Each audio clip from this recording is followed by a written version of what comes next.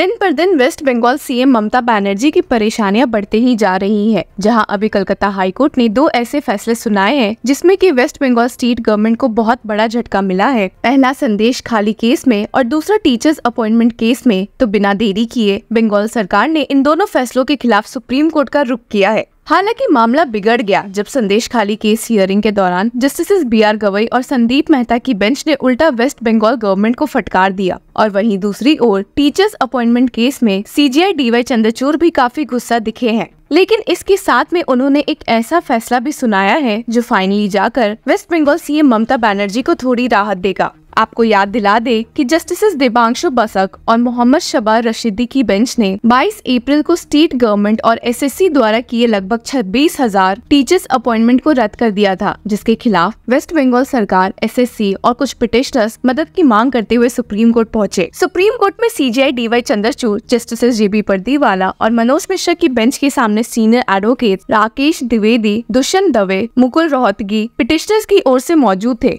और कोलकाता हाईकोर्ट के इस फैसले को काफी क्रिटिसाइज कर रहे थे। हियरिंग के शुरुआत में ही सीनियर एडवोकेट राकेश द्विवेदी ने कोलकाता हाईकोर्ट ऑर्डर को फटकारना शुरू किया और कहा, इट इज एन अनइम्प्लीमेंटेड ऑर्डर। हालांकि सीजेआई डी.वाई. चंद्रचूड़ यहाँ कहने पर मजबूर हो गए कि इस केस में कितने ही एविडेंसेस मिले हैं और स्टेट किया, look how it's done, OMR sheet completely destroyed, mirror images not there, people who were not in the panel were recruited. This is complete fraud. लेकिन सीनियर एडवोकेट राकेश द्विवेदी यहाँ शांत नहीं बैठे और वापस से कहा कि सीबीआई को सिर्फ 8,000 अपॉइंटमेंट्स में ब्राइब का शक था, तो भला उसके बेसिस पर पूरे अपॉइंटमेंट प्रोसेस को कैसे हटाया जा सकता है। He stated, whether CBI found 8,000 odd names, how do you set aside 23,000? लेकिन इन सब के बावजूद भी सीजेआई ने वापस से सवाल करते हुए पूछ लिया, once they found these appointments were illegal, why were other posts created? मामला यहाँ काफी इंटेंस हो गया जब सीनियर एडवोकेट दुष्यंत दवे ने सीजेआई को बताया कि इस केस की शुरुआत फॉर्मर जज जस्टिस अभिजीत गंगोपाध्याय से हुई थी,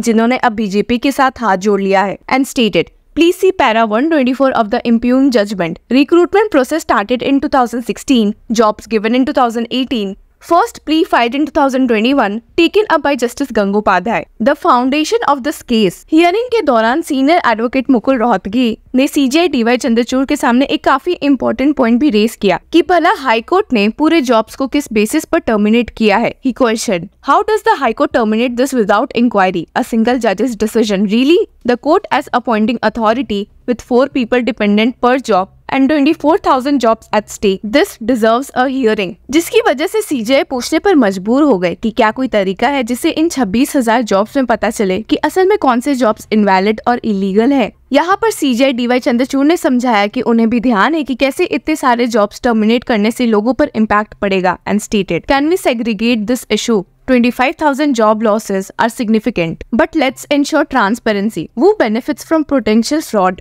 जिस पॉइंट पर उन्होंने आगे सीनियर एडवोकेट मुकुल रोहतगी से पूछा, how long do the OMR sheets are kept? जिसका जवाब देते हुए सीनियर एडवोकेट रोहतगी ने कहा कि 1 से 2 साल तक। यहाँ पर वापस से सवाल करते हुए सीजेआई डी.वाई. चंद्रचूड़ ने पूछा, if OMR sheets are destroyed, how do you separate valid from invalid? जिसके जवाब में सीनियर एडवोकेट रोहतगी ने सीजेआई को बताया कि सेकेंडरी मटेरियल इज अवेलेबल और सीजेआई ने यहाँ स्टेट करते हुए कहा, the question for all of you is to demonstrate that where on basis of material available it is possible to segregate valid and invalid appointments. 25,000 is a big number, we will have to hear the matter and I want to get some factual clarity. Petitioners की एक और demand इस case में Kolkata high court के order पर stay लगवाने के अलावा ये थी कि उन्होंने जो इस केस में सीबीआई को जांच करके गवर्नमेंट ऑफिशियल्स के खिलाफ एक्शन लेने की परमिशन दी है, उस पे भी स्टे लगना चाहिए। इस वजह से भी क्योंकि इलेक्शंस का समय चल रहा है और ऐसे में काफी चांसेस है कि सीबीआई अपनी मनमानी करते हुए कई इंपॉर्टेंट लोगों को अरेस्ट कर लेगी। इस पॉइंट पर पिटिशनर की ओर से मौजूद सीनियर एडवोकेट एन.के. कौल ने कहा, whoever CBI wants they can pick up now. A single judge of the High Court has stayed the cabinet note. Senior advocate Rakesh Dwivedi ने भी यहाँ ऐड करते हुए कहा, this goes to the cabinet and then cabinet ministers would be sent to jail during elections. Senior advocate N K. Kaul ने वापस से दोहराते हुए कहा, anyone involved in creating the cabinet note can be taken into custody. The impugned order does not deal with the supernumerary post. हालांकि यहाँ पर CJI D.Y.. Chandrachud ने समझाने की कोशिश की, this is only a direction to CBI to prove, लेकिन इसके बावजूद भी सीनियर एडवोकेट मुकुल रोहतगी ने सीजेआई से रिक्वेस्ट करते हुए कहा, I am requesting a stay on termination. बहुत सोच विचार के बाद सीजेआई चंद्रचूड़ ने ऑर्डर पास करते हुए स्टेट किया, The order says CBI will undertake further investigation against officials in state government who created supernumerary posts. This direction we will stay. List next Monday. Till next date, no precipitative action to be taken in direction 8. We don't want CBI to take any precipitative steps. जिसके बाद ये hearing समाप्त हुई और इस फैसले से waste Bengal सरकार की थोड़ी मुसीबतें कम हुई है।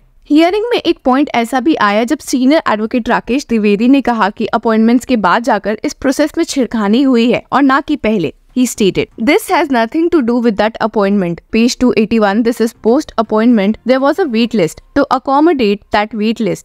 This is a case of supernumerary post for waitlisted persons. हालांकि इस पॉइंट पर CJI DY चंद्रचूड़ पूछने पर मजबूर हो गए थे कि but why create this post when the whole appointment was illegal? जिस पर सीनियर एडवोकेट राकेश द्विवेदी ने ये क्लैरिफाई किया कि अपॉइंटमेंट के बाद जाकर इलीगलिटी इस प्रोसेस में शामिल हुई है और ना कि पहले।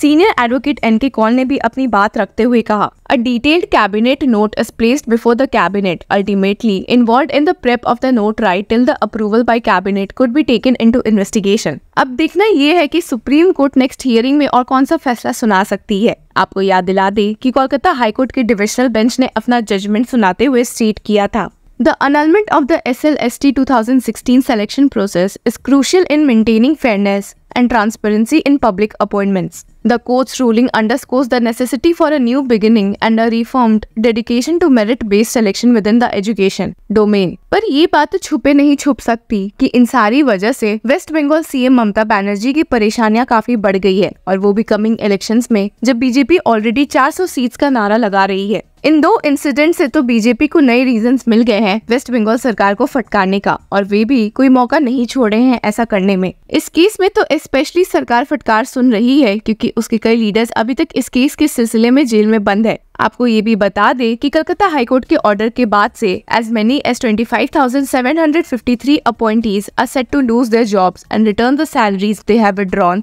since joining with a 12% interest according to the order। तो अब देखते हैं कि सुप्रीम कोर्ट उन लोगों को क्या न्याय दिलवा पाएगी जो बेवजह इस स्कैम में जॉब से हाथ धो बैठे हैं।